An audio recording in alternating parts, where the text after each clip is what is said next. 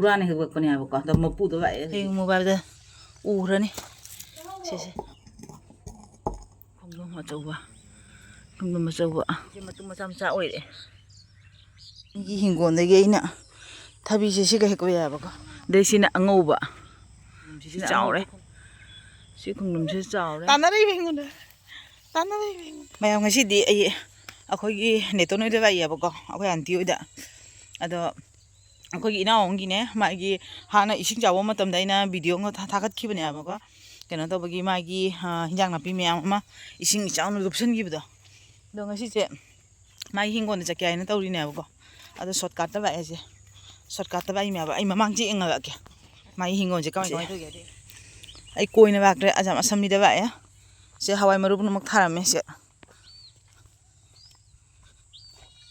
hawai maru tharame chatlaga kai pangi jenge mai siga samna se ifa phare ngang tumure abako chatlaga jingsi me ma'am से फूफा भी कैसे का लई रे मैम काया जो खा बेरे में कदम जंग लिबा हंदे सिगेगी चखरागे बेरा खरम दे बा सि कारा सिगे चखरागे से संजोय रे में सिरे ने तू दे तो ने ओय मा हिंगो ज्यादा वे के थागे के माय तो गे इंग ओय ताना रे बेंग पुचै से के थागे बेंगे मैं siga hangam tharame masi hinjang napi singje thajaraga jonjabane abako aduna hinjang napi gi bagani sigana hangam ngotani huji hangam je huji kan je jam thokna drimina market ta aha ma jon baji tangi dana ko aha ma han angan ba tha bai si cha chaning mani abako aduna hangam ngodi phajari amubi jani hangam je amubi jani jam phajare adu kai सिगना फदिगोम रंगमी फदिगोम से जामना फाबा मानदे फदिगोम से जामा फाबा मानदे हंगाम नि जाम फजना थारामे जामे हंगाम से हंगाम थामी थारी से जामे हंगाम सिगना हवाई सांगबी पाबमे से हवाई सांगबी पाबन नोरमे नापी न चिक वक्तना ने आई मखाले जेंगना वीडियो का पे नापी चिक वक्तना हवाई सांग पाबम हवाई सांग भी जाम हेग जोन खा मारे दा बिसिबा कोई मतंग माले नंग कई चाइ रे तीन गिदाक चाइरा तीन दाब्रा ने गी असिना खोंगदुम मचा मचा पंगल लइसे खोंगदुम मचा मचा सिगा पंगल लइ सिगदी अचौबनी सिगी खोंगदुम सिदी चावरे सि खोंगदुम से चावरे अथि गाइनो सोमदु सुबैरे हा कदम चंग्रबा हंगदे आइगा बांगमिनारगा मांगरे आई सोना हिंगोन चंगिंगे दे वीडियो नमिंगे दे माकलो मांगरबा हंगदे से खोंगदुम वा खोंगदुम अचौबा देसिना angouba sina angouba khongdum amaduna marangba ha hu manam nam yai ba kok daga tarak pra hang debo video namra hurak ta changna asidi pumma mare ne sidi pumma mare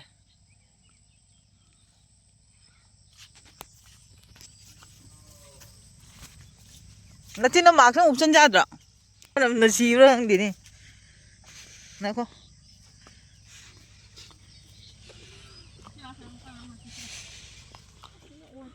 Handok mangra jandra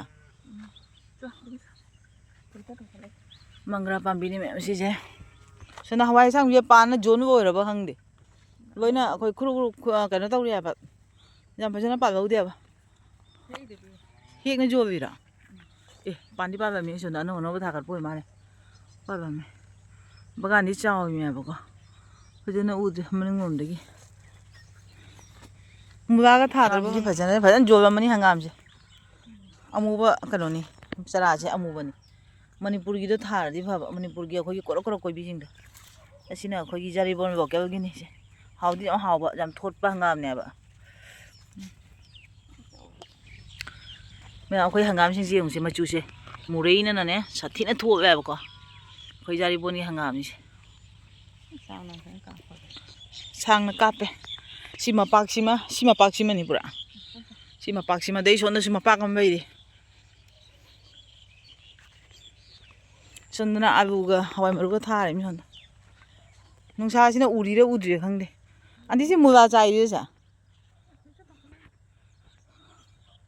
Na bada kobi ol kobi kai kang chara sim si. Chara se masana semjara tha doine abako. Adu kai si gana ol kobi ka kai ka tha ka be bada kobi ol kobi se matum macam cha oire. Macam cha oire. Kara hangam gumba hawai gumba kara tha ka be bada kobi gumba. Da pura bi kano se. Fajana pa khoi gi hinjang na bi se tha dri huji. Haji ka jo che tauna semna tha ka tri. Thabi ban ran di nako. Thabi ande yengi. Hana ji siga la ga thabi je chari ba. He ga. Thabi jaw brum de yengi ne. Kui de thabi ga pan ba u da ba. Ma chang hoi ni ji. Aiya. Hek to si rang di. Yeng mobile da u ra ni. Se thabi. Ala pan de. Ki macha tong ka ba ya ba ko. Se macha ni. Se pi. Sita rahe video da. Heksa video da urani. Hekto yan. Ahum. Mari. Manga. Sita ri nauna. Oma kurunga yami. Gi hingon da ge ina. Thabi se siga hekko ya ba ko. Jum jawraga thom morok tawra charoge. Maru si sma hore ya ba ko. Hau ta ngai khabe pi. Isi charo gire. Ma sire.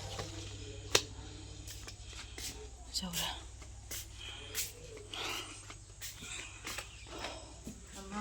Se hana. Chamdogi ge. Chabo.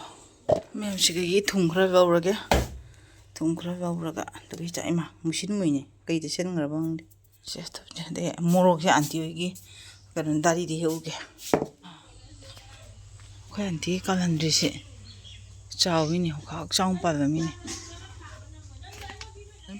mai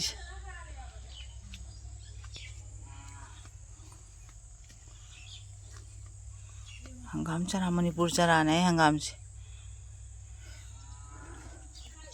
morok sina sige ang ka hiege anti ge chara lo doi ra hang de ang tang ta hiege masang ngangi wa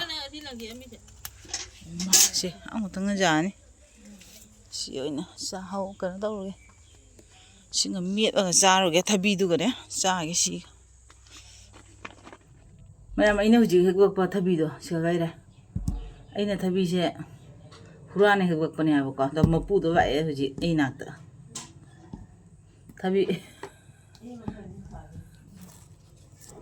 thabi mapu ba e do myam cham thoi ya ba ko si morok se mi ba ga chai ge Nebari cha doi bo thabi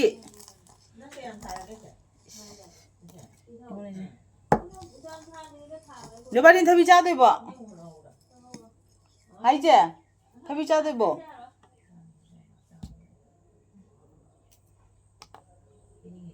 Am je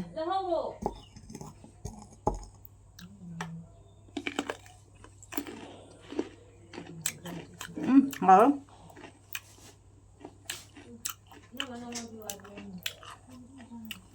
Jum de haju ji hawa cha ba ya wow ne ano bo cha ge ro no bo cha ro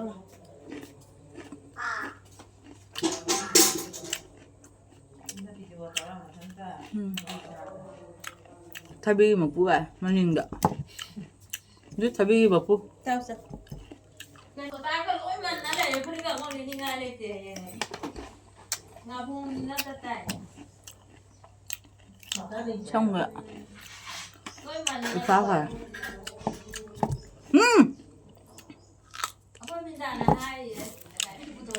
ôi bên này mà sao cả khăn này nạc ạ chắc bị trả để tôi ạ ai video sẽ đứa sẽ ngán thôi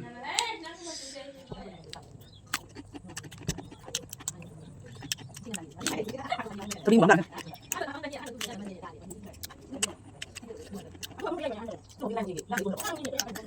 Aduh, itu blouse tuh di kita.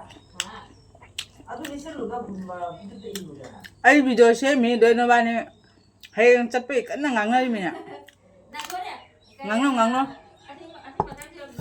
nupi aja punya pi me ame de sun ko jawab dai rồi đi pi wei dai ba adu ni mari sanai ja hari mo hemanto bisu sormana ne akhoi gi SSC jaw ba nupi puno ma ki oi ba sing tara to na pi do ya ba ko ado hayang je bak to ya ba hemanto ado mo pesa si jen lo ba adu gi chatna ba gi ni hayang pung toruk tai gi chatna doi ba ko adu gi ni puri wei te ano ba wei te ngang nai ba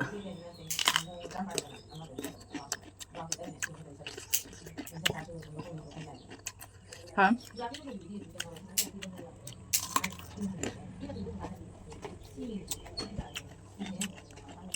đi bác à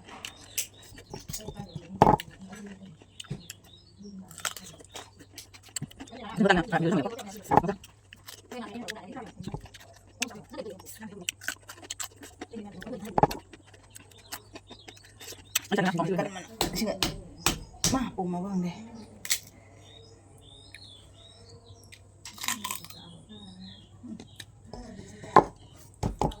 ô bro này gì à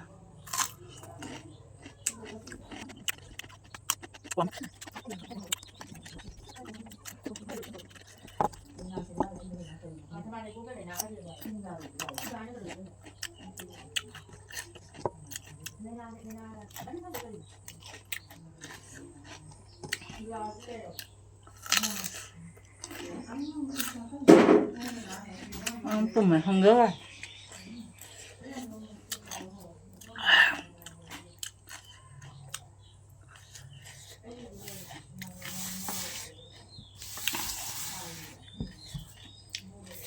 mẹ ngasi đi Thabigi Mukbang anh tàu ra một cái bánh xà đó đâu ngasi cái nó thầm một cái con bye bye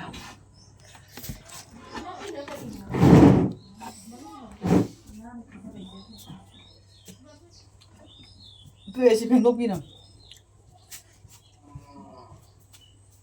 Kau cakap dia pun kali apa kita pun